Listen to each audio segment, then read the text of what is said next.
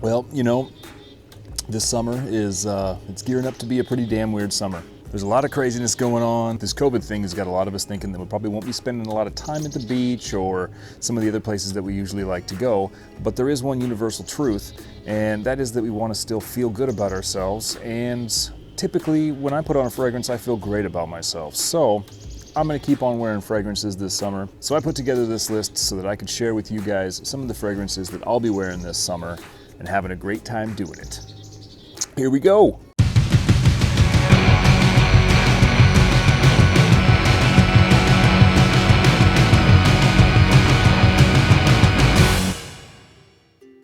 Hey, what's cracking YouTube? I'm Brandon. Welcome to DaVinci's Alchemist, your blue-collar guide to drinking well and stinking pretty. If this is your first time to my channel, please stick around for the video. If you like what you see, don't forget to hit that thumbs up and go ahead and shoot me a subscribe. It's free and it's a great way to show support. Today's video is brought to you by the official beer of summer, which is whatever the hell's in my fridge.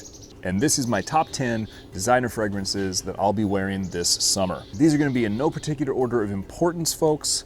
And also, I'll probably be wearing some other ones, but these are the ones that I'm looking forward to most wearing in the summer of 2020. I do want to throw out a quick honorable mention, purely because I don't have a full bottle, and that is a replica from Maison Martin Margiela, and this one is Under the Lemon Trees.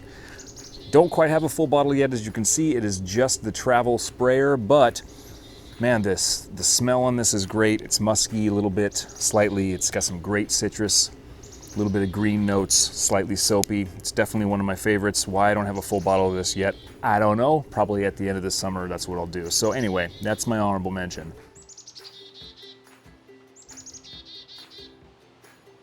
So cracking right into this list, I'm gonna start out with the first one, and that is Le Bleu d'Issy by Issey Miyake. This is light, it's refreshing, it's got some great citrus, some great green notes. It's got a real summertime pool kind of a vibe, chilling, hanging out at a barbecue. It's super cheap at the discounters. I do believe I got this at TJ Maxx or TK Maxx if you're in the UK for right around $15 for this 75 ml. And it is a really, really nice, refreshing scent. It won't weigh you down, it lifts you up. Le Bleu d'Issy Eau Fraîche by Issey Miyake. Coming up next on this list is a fragrance that I've been wearing since my 20s. It is citrus, it's mandarin citrus to be exact, and there is a lot of it, and it's gorgeous. This is Clinique Happy for Men. This gorgeous little fragrance, to me, is kind of like a big bowl of citrus fruit, mandarin being the most prominent.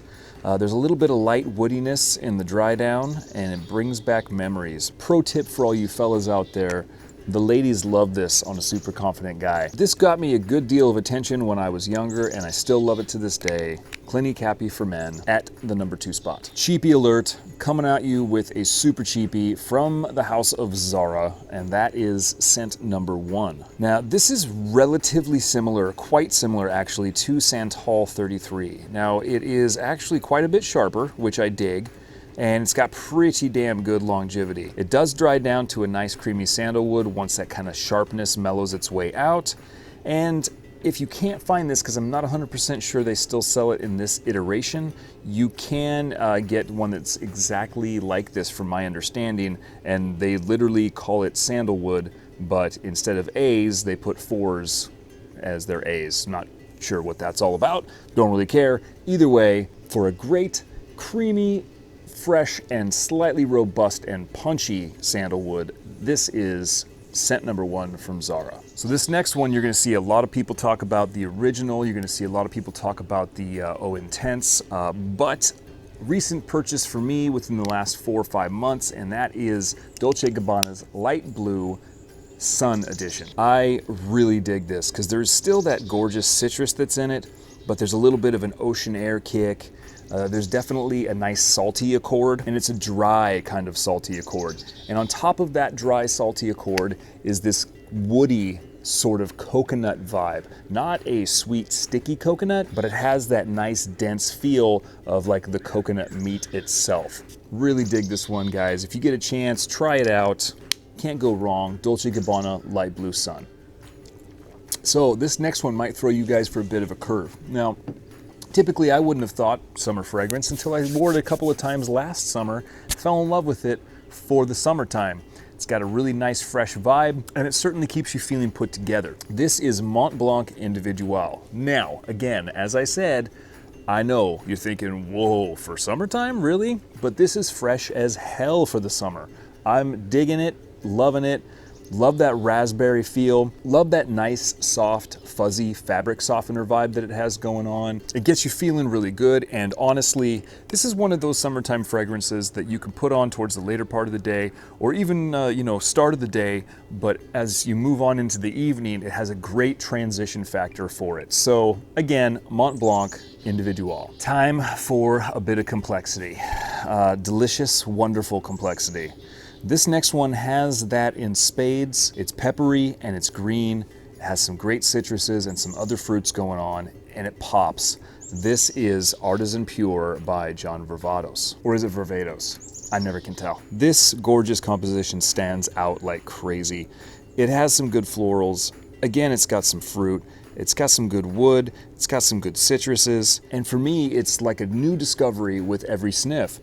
I mean, there's so much going on in this, and I tell you what, check out the website for John Varvatos. The list of notes for Artisan Pure is staggering. There's just so damn many things going on in this, and it's not something that that gets weighed down by all of those notes in this composition. It's so well put together. It's blended really good. It's balanced AF, and it's gorgeous. I love this so much. I got this for a steal at a Ross, and I highly suggest you try this one out if you haven't had a chance to do so already. You really can't get much more summertime vibe than John Varvatos Artisan Pure.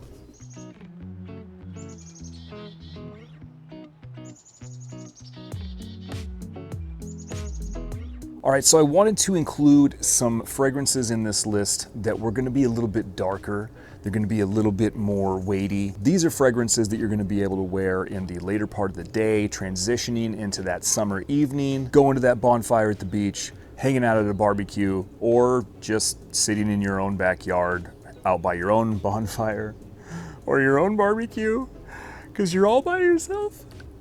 And it's okay. It's okay that you're by yourself. Because everything's fine. It's fine. It's fine. Enough of that, excuse me. Pushing you into the later part of that day, into the evening, is Chanel Allure Homme Sport Eau Extreme. Now this still has that really great summertime citrus and green appeal, but it's really fortified by woods and musks, and it has a nice little light spice and a little bit of like a tonka bean sweetness. This really is in a class all by itself. I mean, come on guys, it's Chanel. Oh, it's so delicious. It's amazingly composed, and I'd spent way too much time of my life without having this in my collection. And I'm really thankful that I have it now. I've been wearing the hell out of it. Chanel Allure Homme Sport Eau Extreme. Don't let the sport part throw you off. So typically, I friggin' hate aquatics. There is just something wrong about some of the ingredients that they use in those aquatic compositions, those aquatic fragrances. I think it's calone is the ingredient. It just doesn't really mesh well with my nose. That being said, I actually really enjoy the hell out of Valentino Uomo Aqua. Now the iris that is so prevalent in, say, Valentino Uomo and Valentino Uomo Intense is quite tuned down on this, and a little bit of an aquatic vibe comes through, and to me, I get a little bit of a citrus vibe as well. I think all of those things combined together really kind of buckle this fragrance into a nice, tight little package. To me, there's some leafiness to it, and certainly a nice little leather vibe as it starts to dry down. And to me, this is about as bitchin' as you can get as far as a later day fragrance.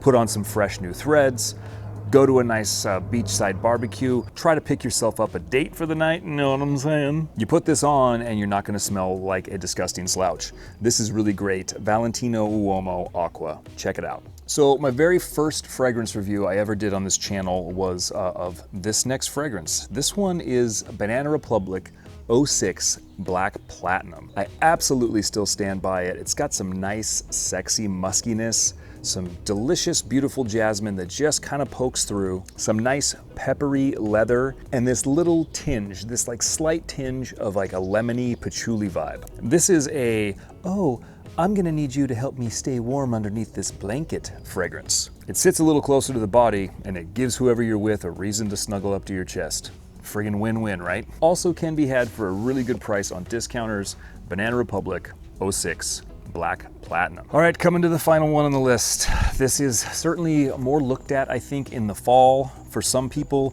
For me, there's no question about how well it will do in the summer. I've already been wearing it because I friggin' love the good combination of orange and vetiver. This is Terre de Hermes by Hermes, and this is the EDT. Now, typically for me, I like the EDP as well, but I feel like this carries over a little bit. It's a little bit more punchy. It has a tendency to vibe well with the warmer weather. I'm not trying to say that it's not as rich as the EDP. I just feel like this has its own kind of standout spotlight in the warmer weather. I don't know how well the EDP would translate in the warmer weather, honestly, just because it has a little bit more, to me, thickness than this does. This just has a nice punchy vetiver, cedar, green, and orange deliciousness. This is so friggin' masculine. It is, it reminds me an awful lot of having like a margarita.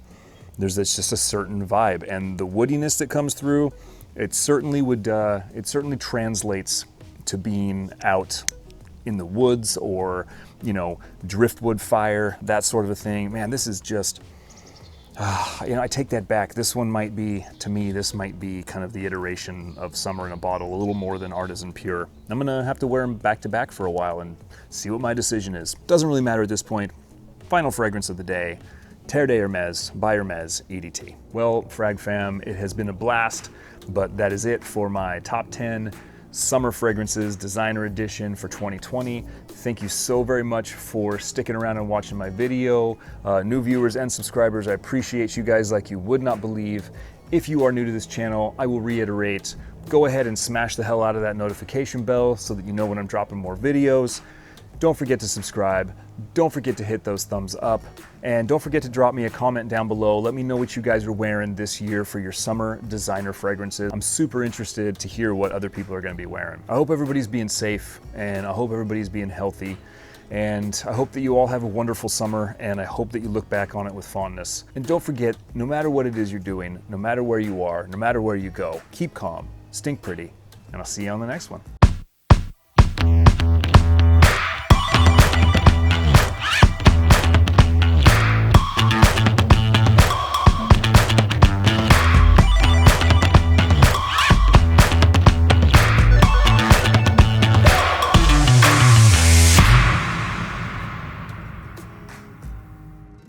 Test. All right, here we go. Ain't no time like a summertime.